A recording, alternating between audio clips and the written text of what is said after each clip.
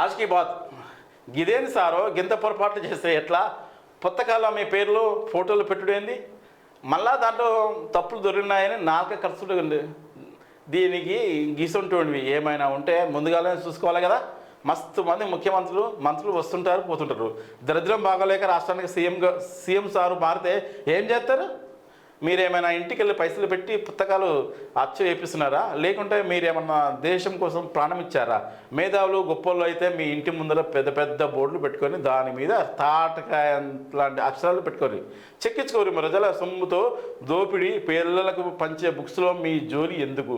అని అధికారులను అనాలే దానికి మీరు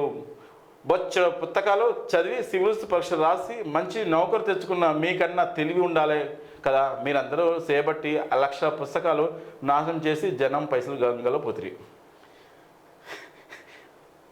2 కోట్ల పుస్తకాలు రివర్స్ తీసుకున్నారు వాళ్ళ పేరు ముందు